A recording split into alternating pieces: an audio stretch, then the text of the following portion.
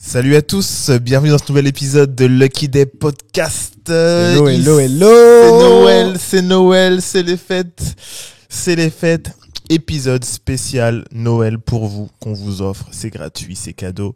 Je suis avec Bakang, on est là.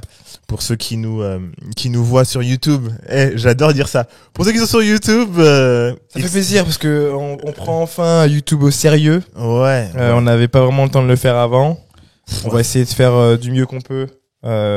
Franchement, le montage des vidéos, en fait, là, il faut faire simple. Ouais. Faut faire simple.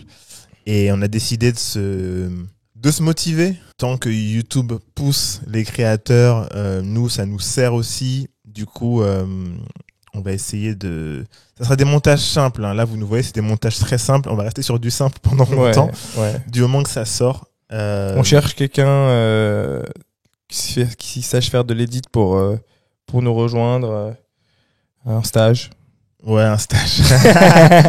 En stage. Si vous voulez apprendre à faire du podcast, et si vous êtes déterminé à tenter l'aventure, il y a une belle expérience qui se profile. Ouais, grave. Et... Thumbnail dudes, tous les mecs savent faire des thumbnails. Ouais, les photos de couverture et surtout si vous cherchez une alternance ou un stage. Ouais.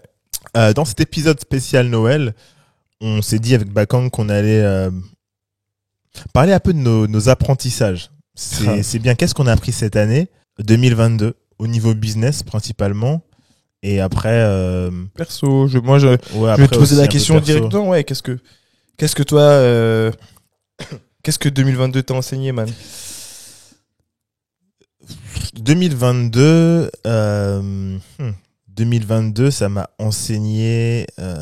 Alors une chose, c'est que le temps passe très vite.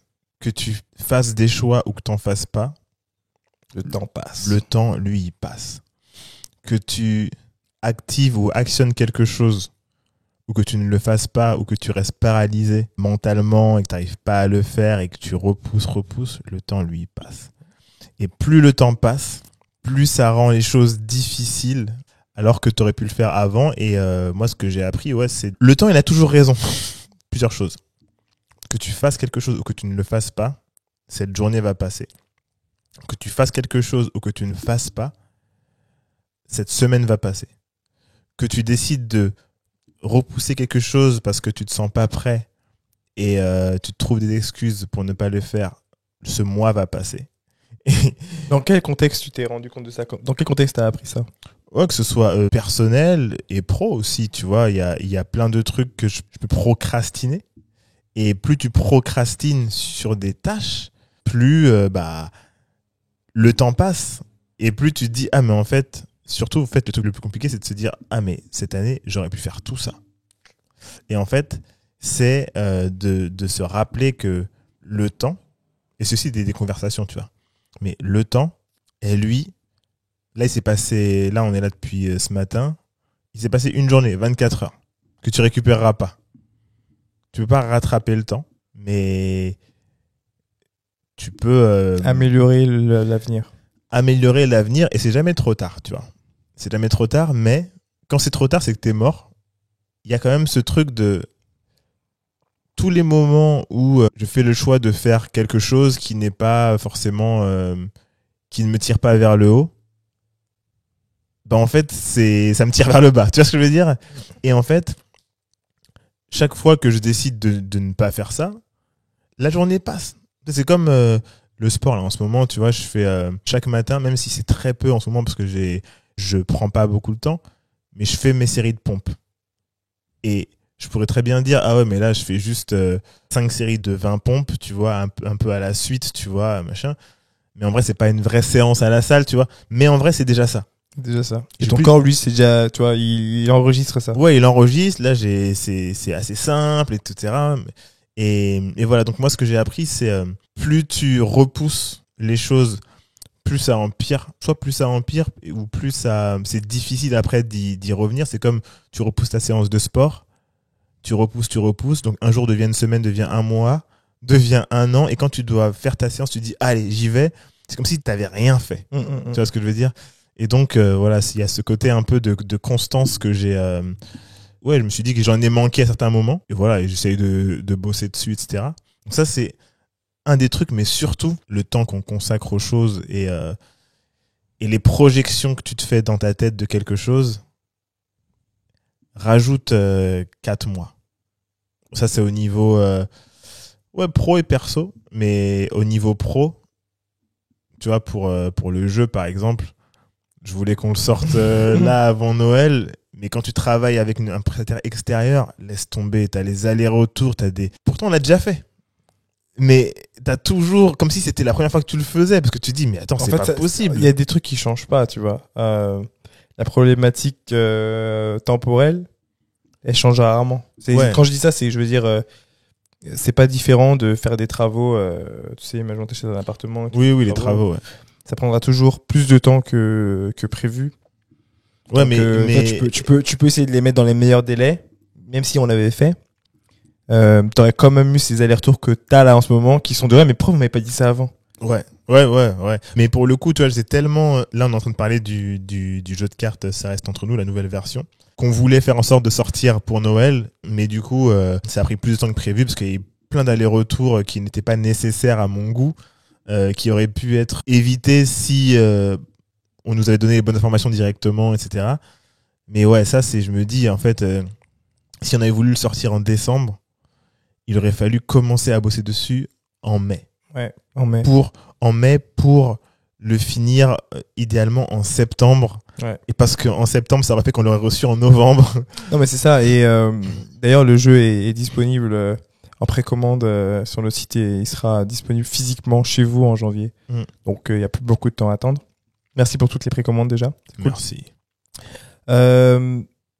Alors, pour ma part, ce que j'ai appris cette année, je pense que la première chose, c'est... je suis déjà quelqu'un de très patient.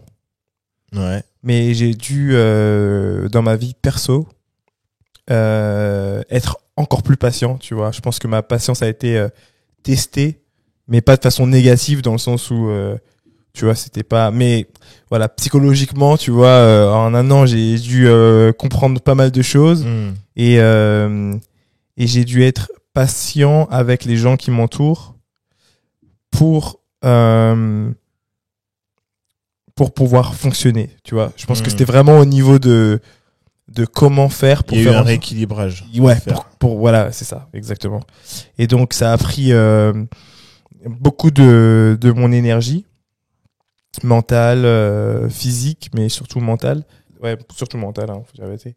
Mais la mentale a un impact sur tout. Et donc, j'étais beaucoup moins sportif que je suis normalement. J'étais beaucoup moins actif.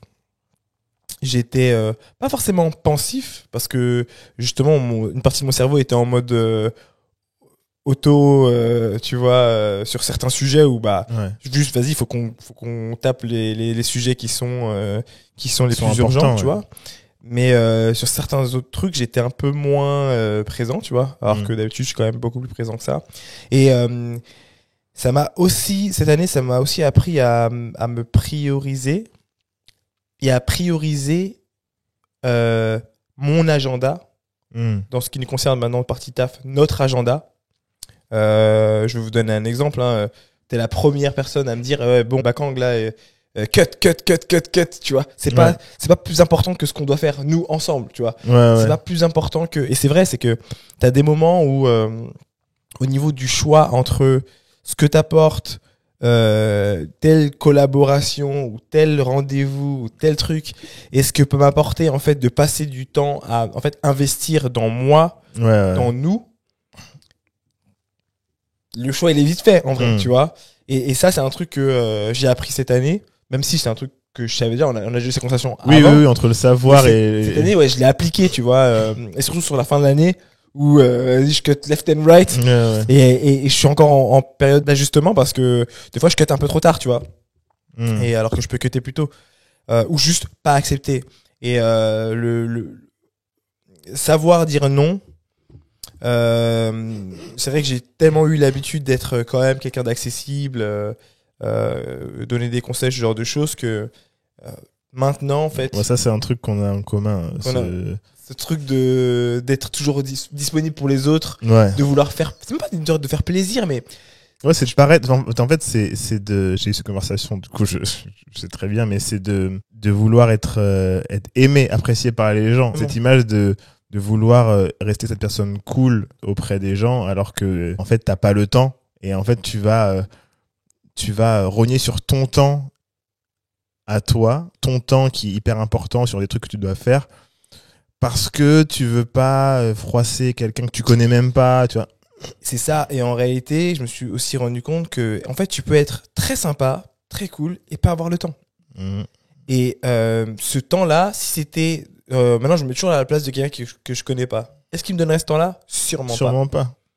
Et donc, ouais, non, cette année, ça a été une vraie année d'apprentissage, même avec les amitiés et tout, tu vois, où tu commences à dire, en fait, ah non, mais attends, c'est dingue, hein. C'est hyper intéressant parce que j'arrête pas de le dire, et on l'a dit dans un épisode avec Guillaume Ah Gouache. Oui, je me rappelle. Tu vois, il y a plein de gens en commentaire qui ont dit ouais, n'importe quoi. J'ai envie de vous dire, vous savez. Non, parce que je pense qu'il y avait aussi cette partie où, non, c'est qu'ils ont pas compris en fait ce que c'est ça, parce qu'ils disaient ouais, mais attends, en fait, eux pour vous mettre le contexte, et après tu complètes, mais en gros, il y avait une partie où c'était ouais, mais en fait, les gars, si c'est vraiment ton pote ou ta pote, on traverse tous des trucs, vous savez pas ce que la personne est en train de traverser, et la première chose à faire, c'est d'abord de demander est-ce que ça va, est-ce que ça va pas, est-ce qu'il y a un problème, ou vous savez pas ce que la personne traverse. Et si vous êtes vraiment pote et qu'il y a un truc qui se passe pas bien, vous pouvez d'abord en parler avant de décider de prendre votre distance. Vous pouvez en parler avec cette personne-là, prendre vos balls et dire voilà, en fait il y a un problème, ça j'ai pas apprécié. Et même tu vois, ce que je disais dans cet épisode-là, c'était que il y a des gens qui sont censés être vos amis, qui en fait ne vont se manifester que dans les moments où ils ont besoin de toi. Et les gens, ce qu'ils ont compris, c'était un peu autre chose. En fait, je l'ai vu dans certaines réponses qu'ils n'avaient pas compris ce que je disais. C'était que quand ton ami, quelqu'un qui est censé être ton ami, te sollicite que pour que tu leur apportes un contact, que tu leur rendes à chaque fois un service, mais qui ne te demande jamais comment tu vas. Et je parle pas des gens que tu vois une fois tous les 10 ans. Je parle d'une personne, imagine que tu la vois une fois tous les 10 ans et qu'à chaque fois, c'est elle qui te demande si tu peux le mettre en contact avec une personne sans te demander comment tu vas. C'est pas ton ami. C'est ça. Tu vois ce que je veux dire? Et c'était marrant, les retours des gens, parce qu'il y en avait certains qui avaient compris, qui sont la majorité. Et bien évidemment, on retient que ceux qui n'ont pas compris.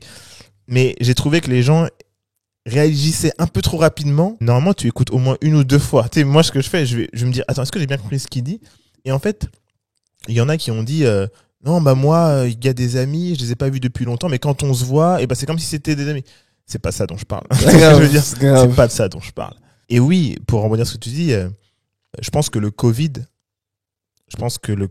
a cristallisé des choses sur l'amitié,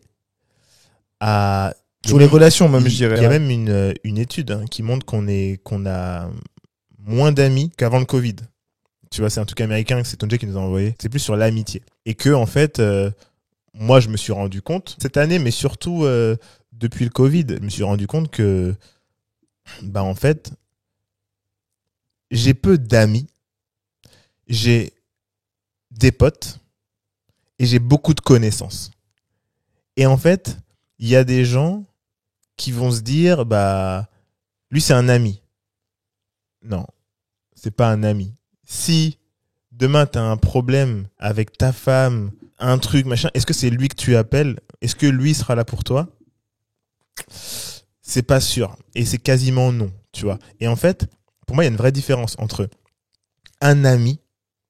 Un ami, pour moi, c'est le plus proche.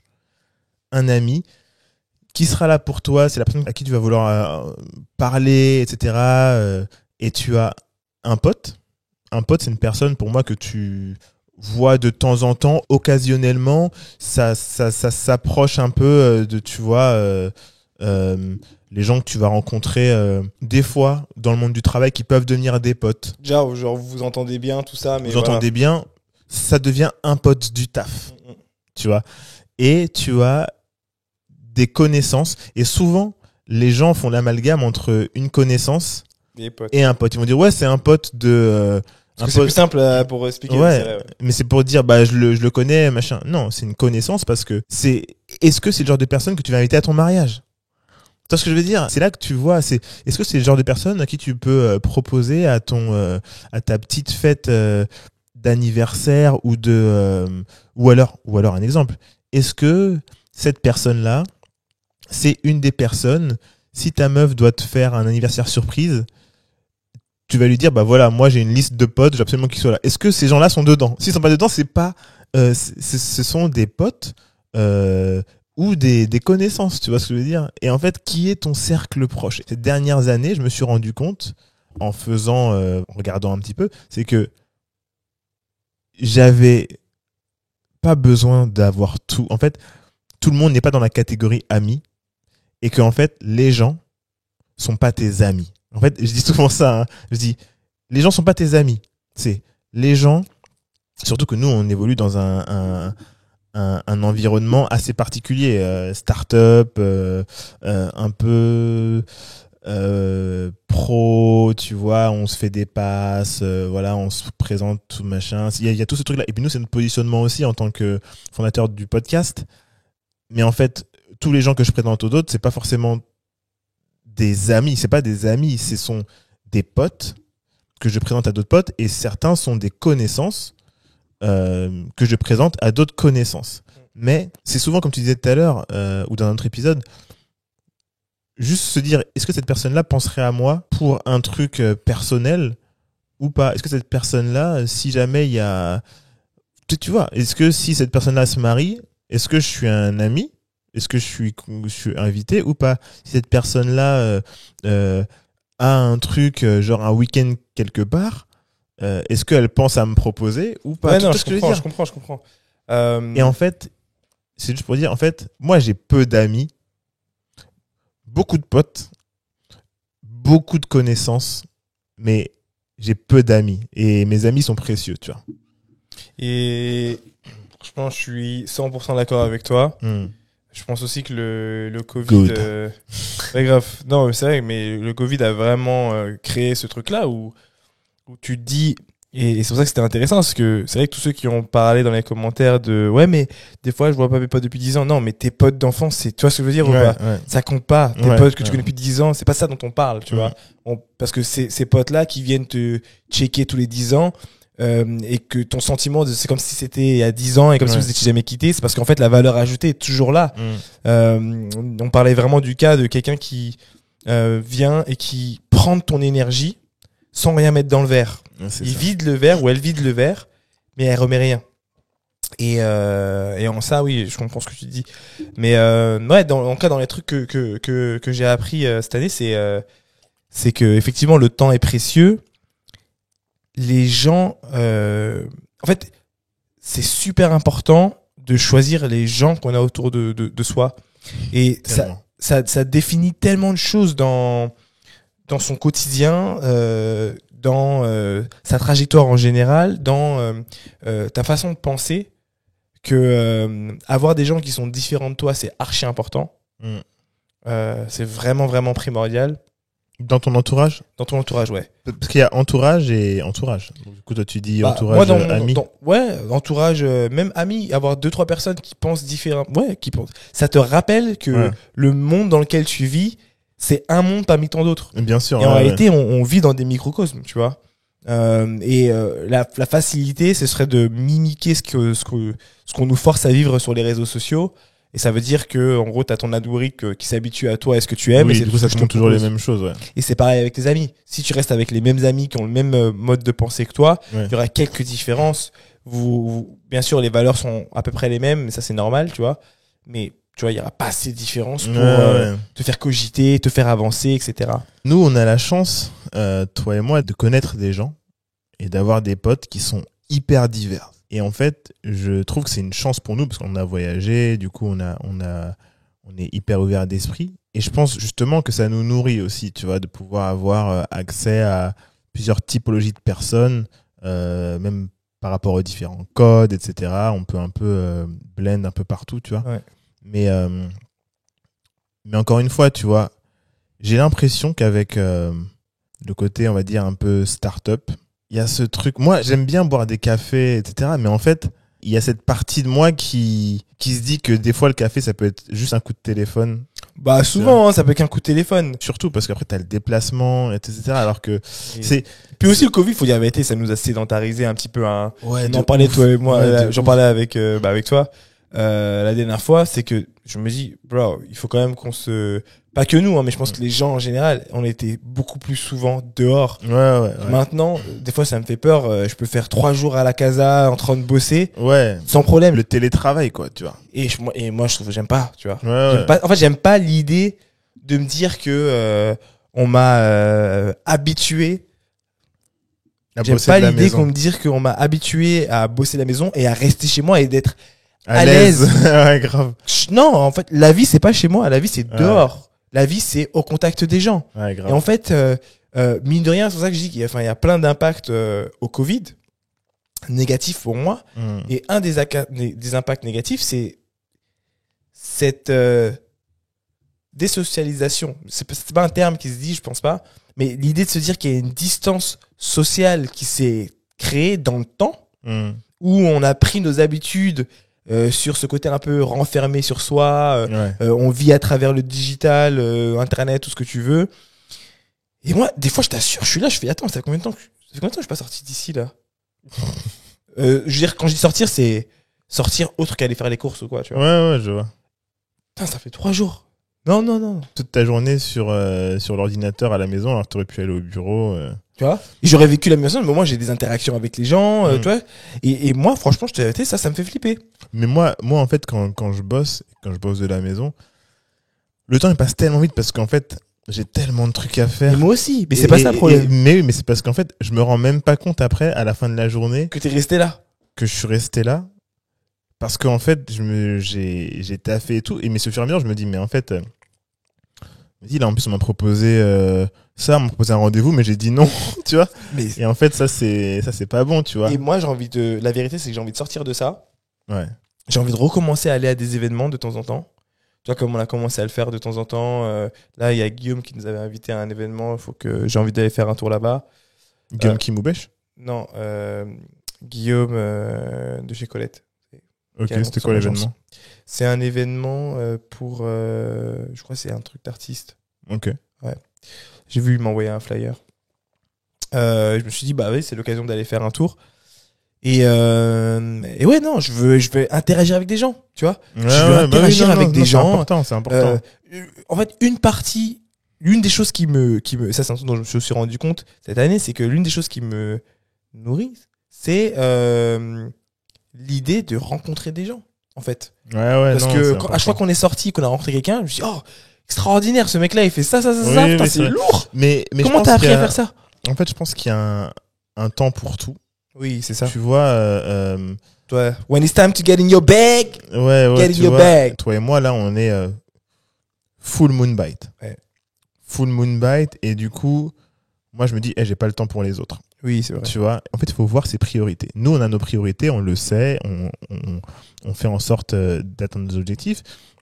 Mais tu vois, c'est facile aujourd'hui, en plus, avec LinkedIn, de vouloir absolument faire du contenu LinkedIn, de faire des trucs à chaque fois, tu sais, la hype, nous, on le sait, la hype, elle t'emporte vite.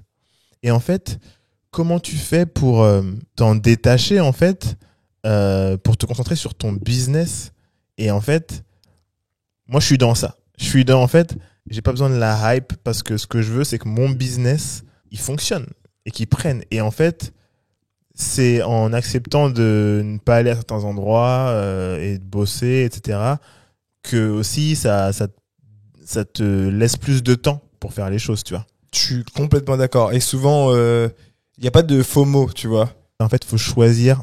Là, on décide d'aller. Parce qu'à un moment, tu te rappelles, avec Dear Musli, on allait à tous les trucs. À un moment, on allait partout. Et en fait, mine de rien, on se cramait quand même. On se cramait en termes de... Physiquement. Ouais, physiquement. Énergie, parce qu'on faisait la journée de taf. Et on enchaînait. Après, on enchaînait. Après, tu vois, on se réveillait tôt le matin et tout. Et là, en fait, je préfère choisir là où je vais. Je préfère aller à certains trucs, les trucs qui m'intéressent vraiment. Tu vois, par exemple, le Soho House. Je vais pas à tous les trucs. Pourtant, je paye l'abonnement qui me coûte une blinde. Mais je vais au truc, par exemple, l'événement de Moriba connaît l'état de la culture. Ça, je voulais absolument y aller. À ne pas manquer, l'état de la culture de Moriba. Ça, je voulais absolument y aller, tu vois. Et parce que c'est hyper cool, c'est avec Chris de Iconics, et c'était lourd. Mais je préfère choisir les événements où je vais en faire moins, et surtout faire des événements où c'est pas toujours les mêmes personnes. Oui, c'est sûr. J'ai pas envie d'aller à des événements où je suis sûr de croiser toujours les mêmes personnes, parce qu'en fait, ça m'avance à quoi en vrai? Ça m'avance à rien. Voir toujours les mêmes personnes. Après, non, mais moi je suis 100% d'accord avec toi sur ça. Actually, je suis 100% d'accord avec toi sur ça. Je pense que... Mais tu vois, c'est un peu à l'opposé en même temps de ce qu'on essaie de faire avec les événements du podcast. On essaye de réunir un peu les gens pour qu'ils se rencontrent plusieurs fois, mais on essaye de faire en sorte que les nouvelles personnes viennent aussi. C'est ça. Bon, là, on ne fait que 2 événements. L'idée, c'est aussi de faire grossir les événements pour qu'il y ait plus de gens et pour que plus de gens qui ne se connaissent pas puissent avoir accès au contenu, tu vois. Ouais. Mais alors du coup, pour rester sur le même sujet, prendre des risques aussi, c'est important, tu vois. Et les risques plus simples, je vais revenir sur du terre à terre, et parce qu'on parlait de social et donc de relations entre humains, prendre le risque d'aller à un endroit auquel tu n'irais pas forcément, tu vois, parce que c'est une ambiance différente. Imaginons, je prends un exemple bête, voilà, moi je suis plus fan de hip-hop, donc généralement je vais aller dans des coins comme ça, mais je peux facilement switcher dans un coin qui est un peu plus rock, etc. Et en fait, ce qui compte, c'est les gens que je vais rencontrer. Bien sûr. Ouais. Et en fait, sortir de sa zone de confort et se dire, tu sais quoi, aujourd'hui je vais changer, je vais aller dans un coin salsa. Ouais, c'est d'autres typologies de gens que vous allez rencontrer. Mais ce qui est intéressant, c'est surtout la richesse des conversations que vous allez avoir. Et en fait, quel que soit le lieu, vous aurez des conversations riches. Mais ce qui est cool, c'est justement de sortir de sa zone de confort, de se retrouver dans un coin un peu différent, d'écouter de la musique un peu différente, et puis de se retrouver à discuter avec un tel, quelle que soit leur histoire, leur vie ou quoi. Mais c'est juste cette richesse qui fait que... Moi, c'est ce qui fait que je passe une bonne soirée. Quand je regarde une bonne soirée, qu'est-ce que c'est? Bon, bah souvent, il y a du bon son, ou bien sinon, il y a de la bonne bouffe. Mais souvent, c'est les gens que j'ai rencontrés. Qui font la diff. J'ai rencontré un tel. Regarde, moi aussi, c'est vraiment David. David qui? Larocque. Ouais. Qui nous invite chez lui. Ouais. Et il faisait un pot et tout. On connaissait personne. Ah oui, ouais. Et toutes les rencontres, toutes les conversations, c'était lourd.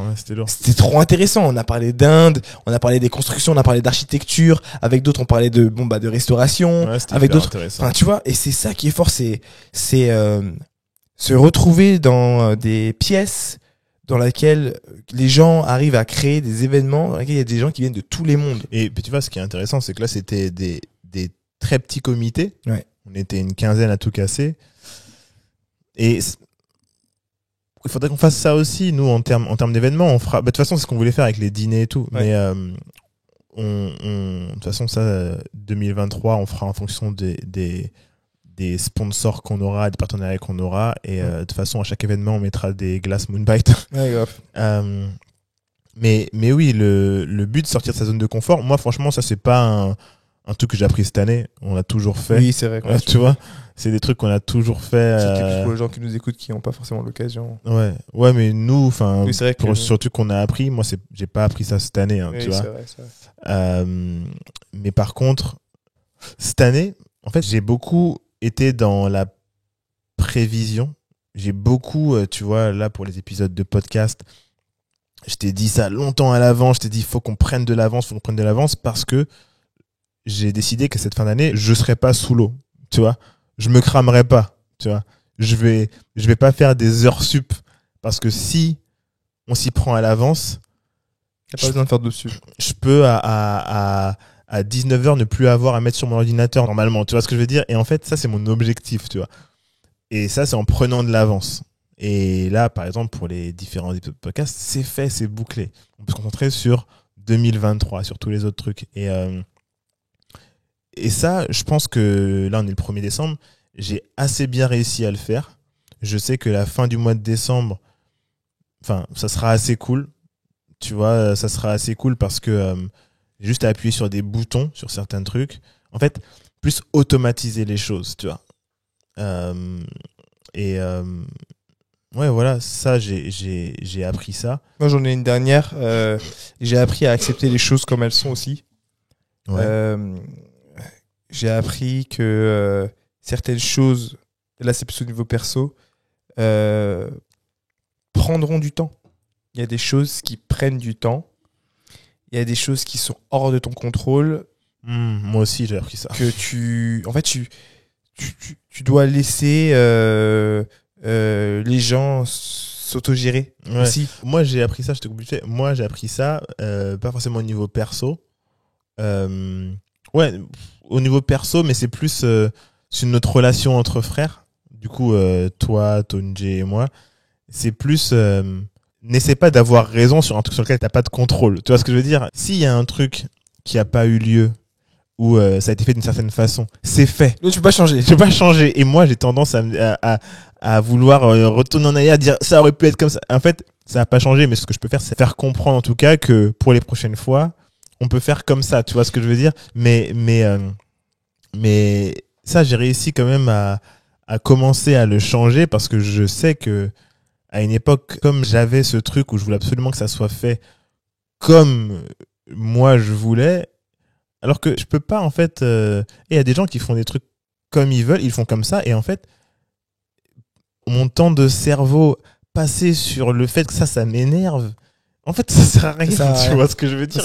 Et ça, c'est vraiment le fruit de plein de discussions, tu vois, que j'ai, etc. Et c'est vraiment un truc sur lequel je travaille. Et c'est pas tout le temps facile, hein, tu vois, mais il y a ce truc où je me dis, en fait, le temps en fait que je passe, en fait, à ruminer sur un truc. En plus, c'est pas la fin du monde. Moi, c'est ça que j'allais dire. D'une part, c'est pas la fin du monde. De deux, t'as pas le contrôle. De trois, en fait, comme tu l'as dit, la seule chose que tu puisses faire, c'est penser à faire le bilan. Ouais. Et souvent, c'est ce qui ne se passe pas, en général. C'est cette idée de se dire... Parce que le bilan, on l'évite parce qu'il se force à c'est le miroir à la fin de chaque action. Et à chaque fois qu'il y a une action qui est prise, par exemple, on a une facilité en général pour faire le rendez-vous sur le kick-off. Allez, on va faire ça. Par contre, le rendez-vous sur le bilan, lui, on veut le skipper, on le note pas, on n'en parle pas. Alors qu'il est extrêmement important, quel que soit le sujet, quel que soit ce qu'on fait, que ce soit dans une relation amoureuse, relation amicale, dans le boulot, tu vois. Ce bilan, il sert à améliorer l'avenir et dire, ok, bah, voilà ce qui s'est passé, voilà comment on a fait, voilà les résultats, voilà ce que je suggère pour la suite. Parce que ça, c'est des conversations qui peuvent être difficiles, tu vois. Il y a du répondant derrière, ça change. Des arguments. Il y a des arguments, tu vois. Pourquoi? Et des fois, t'as la flemme d'argumenter. Et du coup, donc, bah, clairement, tu vois, ruminer, ça sert à rien. Moi aussi, je le fais, hein. On le fait tous. Là, en mode, vas-y, tu vois, on aurait pu faire ça, ou même sur d'autres sujets, tu vois. Mais bon, c'est comme ça, tu vois. Mais par contre, cette idée de laisser les gens apprendre par eux-mêmes aussi. Tu peux avoir une vision et te dire, ah, si on fait ça comme ça, on va aller droit dans le mur. Mais après, le travail, c'est aussi de se dire quel type de mur il y a en face. Est-ce qu'il y a un mur qui nous détruit? Ou est-ce qu'il y a un mur qui est plus comment dire, un escalier, un petit escabeau? Qui fait que bon, tu vas comment trébucher, tu vas apprendre et on repart, tu vois. Et c'est un peu cette estimation qui doit être faite. Et puis des fois, tu dois laisser du lest, tu vois, sur différents trucs, tu vois. Là, je parlais plus même dans ma vie perso. En fait, il y a des choses qui ne sont pas... J'ai appris cette année, il y a des choses qui ne sont pas de mon contrôle. Tu peux pas contrôler ce que traversent tes proches. Tu peux pas contrôler ça. Ouais. Et par contre, même si ça peut avoir un impact sur toi, le seul travail que je puisse faire, en tout cas moi, c'est de travailler sur cet impact que ça a sur moi, donc sur ma psychologie, sur mon côté émotionnel, et comprendre que je peux pas prendre les gants pour la personne, je peux pas mener cette bataille pour ces personnes-là.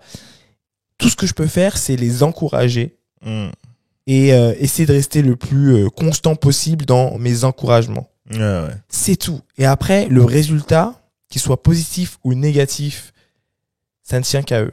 Ça a été vraiment un grand apprentissage. Et en fait, c'est ce qui m'a permis, ce qui me permet encore, parce que je continue à travailler dessus, mais à garder la tête froide quand il s'agit de passer de la vie perso au pro, où tu dois être super concentré, tu dois être focus, tu vois, t'as pas mal de choses à gérer en même temps. Et t'as pas envie d'avoir un sorte de nuage, tu vois, émotionnel, dark. Non, tu vois, t'en as pas besoin. Et tu vois, on est à une ère de la sensibilité, c'est important, tu vois, mental health, c'est important. Mais être sensible H24, ça sert à rien. Moi, je pense que ça dessert, en fait, d'être sensible H24. T'as pas besoin d'être sensible H24, en vrai. Je suis d'accord. Tu vois ce que je veux dire ou pas? Genre, mettez, parce que là, on est un peu dans une ère de, même pour les gars, tu vois, genre. Il y a beaucoup de trucs. J'ai partagé un truc à un moment sur Insta, je sais pas si tu te souviens. C'était, on utilisait le mot santé mentale à tout va. On te le dégueule, on te le crache au visage, on en voit partout. Tellement partout qu'il y a un magazine, je crois que c'était une marque ou un magazine qui a pris une influenceuse pour lui poser des questions. Et donc, on voyait les questions écrites, tu vois, un peu en mode le truc de Combini, là, machin. Ouais. Et c'était écrit « Comment es-tu affecté par la santé mentale ?» J'ai crié sur mon téléphone. Ah oui, j'ai vu ça. Pourquoi es-tu affecté par la santé mentale? Donc, tu remplaces... C'est une mauvaise traduction. Tu remplaces tu remplaces mental par physique. Pourquoi es-tu affecté par la santé physique? Ouais, T'es sérieuse? Non, mais ça veut rien dire. La personne qui a écrit ça, j'espère que c'est une stagiaire, ça se voit qu'elle sait pas de quoi elle parle.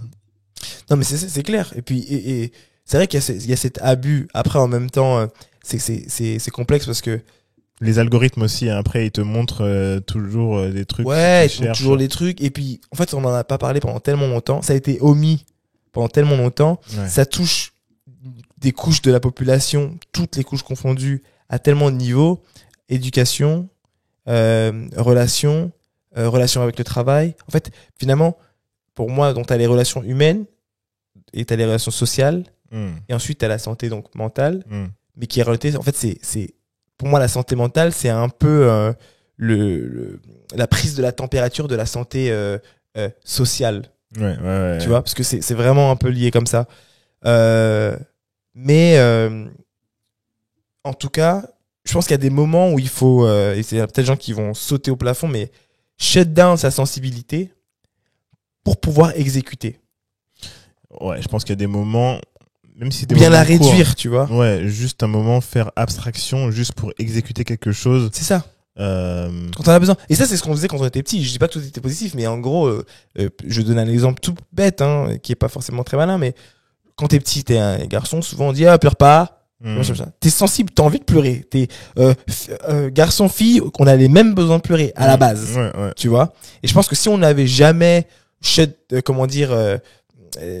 négligé. Brider. Ouais, brider le côté, vas-y, pleure pas, t'es un garçon, les garçons pleurent pas, il y aurait beaucoup d'hommes beaucoup plus sensibles que ça, oui, tu vois. Qui se permettraient d'eux, et je pense que ça va faire beaucoup de bien. Moi, je trouve qu'il faut se permettre d'eux, tu vois. Bien sûr. Si tu as envie, tu vois, tu dois te retenir, tu vois. Oui. Et il y a ce truc ensuite de se dire, ok, là, je suis comme ça, est-ce que je suis capable pendant 1 heure ou 2 heures de me concentrer, de mettre de côté ça pour travailler. Ouais. Et en général, c'est soit l'un soit l'autre, mais je pense que les deux sont compatibles. Ouais. Voilà, on arrive à la fin de cet épisode. Encore une fois, dites-nous ce que vous pensez de ce nouveau format. Ouais. C'est Dicom et moi. C'est Lucky Day et on discute, on échange sur différentes pensées. J'espère que vous avez aimé. Dites-nous ce que vous en avez pensé. Écoutez les autres épisodes. Là, c'est un peu plus personnel, hein, avec toujours un côté aussi business. C'est les fêtes, hein, donc passez quand même de bons moments en famille, un bon réveillon, un bon 25, et dès le 26, on vous attaque. Donc, on vous attaque, donc kiffez bien le moment. Discutez avec votre famille, avec les gens que vous aimez. En vrai, c'est ce qui compte. Profitez bien. Merci pour cet épisode. C'était cool. À plus. Salut. Ciao.